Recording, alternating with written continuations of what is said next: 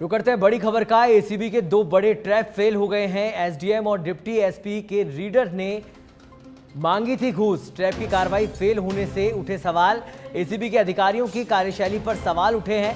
सामर deputy SP के reader ने मुकदमे के नाम से नाम हटाने के एवज में घूस मांगी थी। डिप्टी एसपी के नाम से ये घूस मांगी गई थी। आपको बता दें कि सीकर एसडीएम के रीडर ने प्लॉट पर स्थगन को तुड़वाने के एवज में ये घूस मांगी थी। 2 बार एसीबी ने जाल बिछाया लेकिन ट्रैप की कार्रवाई नहीं हो पाई। सामर डिप्टी एसपी के रीडर भंवर ने 45,000 की घूस मांगी थी। आपको बता दें सीकर एसडीएम के रीडर मोहम्मद अयूब ने 20,000 की ये घूस मांगी थी। एसीबी से ट्रैपिंग की कार्रवाइयों से पहले ये सूचना लीक हो गई। कार्रवाई फेल होने के बाद अब एसीबी ने आरोपियों के खिलाफ केस दर्ज किया गया है, लेकिन सवालिया निशान एसीबी की कार्रवाई पर यहां पर लग गया है कि आखिर कैसे ये सूचना लीक हुई। एसीबी की कार्रवाई करने से पहले उन अधिकारियों को कैसे पता चल गया। और इस खबर पर अधिक जानकारी के लिए हमारे साथ जुड़ गए हैं हमारे संवाददाता ओम प्रकाश। ओम प्रकाश, एसीबी की कार्रवाई से पहले सूचना लीक हो जाती है और अधिकारी बच निकलते हैं। फिलहाल क्या कुछ अपडेट है इस खबर पर?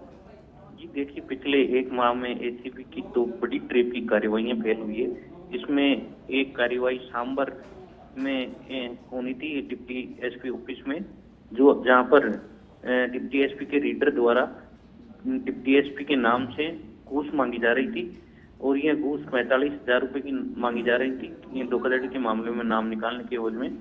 लेकिन आरोपी एंटी करप्शन में जब इसकी शिकायत हुई और शिकायत के सत्यापन के बाद में जब आरोपी को इसकी बनी लगी तो उसने घूस लेने से मना कर दिया और केस में से नाम भी निकाल दिया था इस मामले में। वही दूसरे मामले जो एसडीएम सीकर का है, उसमें भी जो प्लॉट का मामला था, उस प्लॉट के मामले में स्टे तोड़वाने के एवज में 25,000 रुपए की घूस मांगी गई थी जी।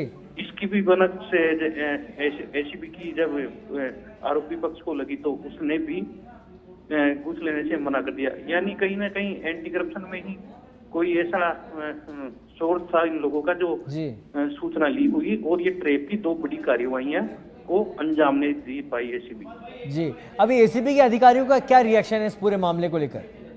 एसीबी के अधिकारियों ने इन दोनों मामलों में डिमांड के आधार पर फिलहाल मुकदमा दर्ज कर लिया है और उसकी जांच की जा रही है। लेकिन सबसे बड़ी बात यह है कि अगर एसीबी दोनों मामलों में आरोपी पक्ष को रंगे हाथों ट्रैप करती तो और भी अन्य जो बड़े अधिकारी हैं जिनके नाम से घूस मांगी जा रही थी, उनकी भी भूमिका सामने आ जाती और वह भी जांच के दायरे में आ जाते। ठीक है ओम, लेकिन सबसे बड़ी बात तो यह है, मुकदमा तो दर्ज कर लिया एसीबी ने, लेकिन खुद के अंदरूनी कहां से ऐसे सोर्स है जो कि सूचनाओं को लीक कर रहे हैं, उसके बारे में उनका क्या रिएक्शन है अधिकारियों का? जी देखिए, इसमें अधिकारियों का कहना है कि कहीं ना कहीं एंटी करप्शन से सूचना लीक हुई है या फिर जिसने शिकायत की है वह भी बाद में जब उसका काम हो गया तो वह भी ट्रैप की कार्रवाई नहीं करवाना चाह रहा था या वह पहले ही आरोपी पक्ष को सूचना दे दी हो। लेकिन एसीबी के अधिकारी इस बात से भी इनकार नहीं कर रहे हैं कि उनका ही कोई कर्मचारी अफसर। ठीक है, चलिए बहुत बहुत धन्यवाद ओम इस तमाम जानकारी के लिए। तो एसीबी के अधिकारियों को अब सोचने की जरूरत है कि कहां से ये सूचनाएं लीक होती है और ऐसे दोबारा ना हो।